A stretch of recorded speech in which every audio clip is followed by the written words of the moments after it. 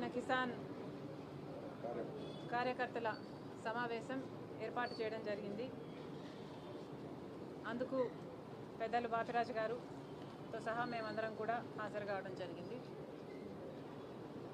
ఈరోజు రైతులు పడుతున్న ఇబ్బందులు చాలా అధికంగా ఉన్నాయి మన రాష్ట్రంలో.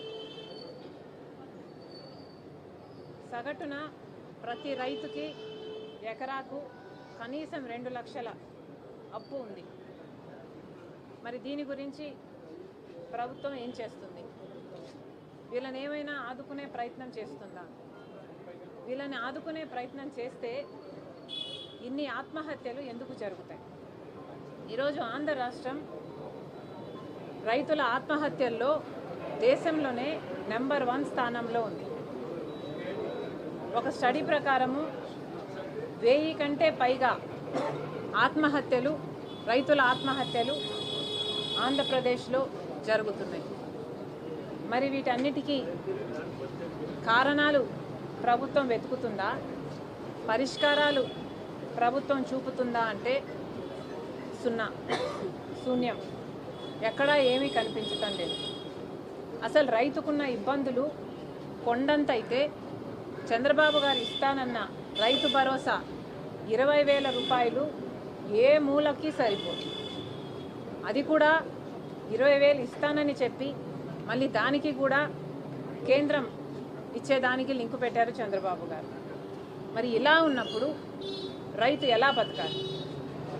ఒకప్పుడు రాజశేఖర రెడ్డి గారు లేదా కాంగ్రెస్ పార్టీ అధికారంలో ఉన్నప్పుడు రైతుల రుణమాఫీ దగ్గర నుంచి రైతులకు ఏ కష్టం వచ్చినా మొట్టమొదటి సంతకమే రాజశేఖర రెడ్డి గారిది రైతుల కోసం.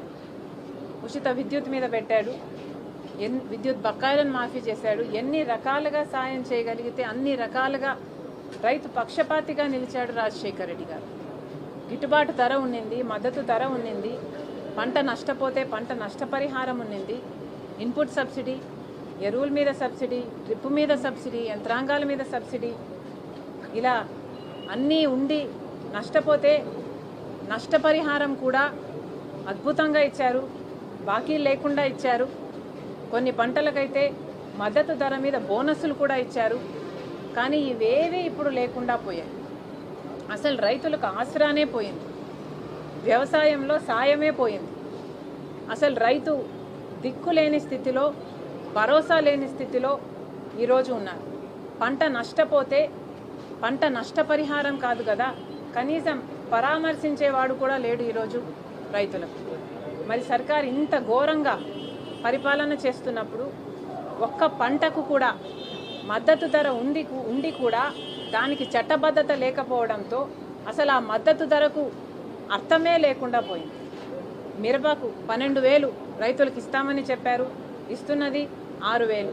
జొన్నలు 3,300 మద్దతు ధర ఉంటే 2,000 రైతుకు అందుతుంది. అలాగే పొగాకు 18,000 కూడా పలికింది, కానీ రైతుకు వస్తున్నది మాత్రం 4,000, 5,000 ఇలా వస్తుంది.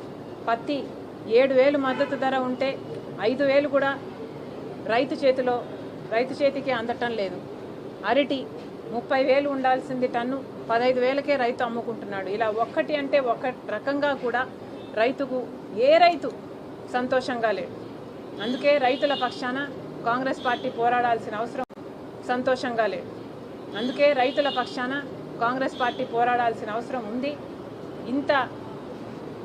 ఇంత సహాయం, ఇంత సపోర్టు చంద్రబాబు గారు ఈరోజు కేంద్ర ప్రభుత్వానికి ఇస్తున్నారు కాబట్టే ఈరోజు కేంద్ర ప్రభుత్వం నిలబడి ఉంది. చంద్రబాబు గారు కనుక ఈ మద్దతు వెనక్కి తీసుకుంటే కేంద్రంలో బీజేపీ అధికారంలో ఉండే పరిస్థితే లేదు. అయినా కూడా ఇంత మద్దతు ఇస్తూ కూడా చంద్రబాబు గారు సర్కార్ని, కేంద్ర ప్రభుత్వాన్ని నిలబెడుతూ కూడా మన రాష్ట్రానికి మాత్రం కనీసం ఏ మేలులు చేసుకోలేకపోతున్నాం. కనీసం యూరియా కూడా మన రైతులకి అందించడం లేదు అంటే ఇక మీరు మద్దతు ఎందుకు ఇస్తున్నట్టు? మీరు అధికారంలో ఎందుకున్నట్టు? చంద్రబాబు గారు సమాధానం చెప్పాలి. ఇలా రైతు సమస్యలు ఎన్నో ఉన్నాయి. ఈ సమస్యలన్నిటి మీద ఉద్యమించాల్సిన అవసరం ఉంది. కాంగ్రెస్ పార్టీ ఈరోజు తీసుకున్న నిర్ణయం ప్రకారం కిసాన్ సెల్ తరపున రైతుల పక్షాన ఎన్నో ఉద్యమాలు ప్రతి జిల్లాలో, ప్రతి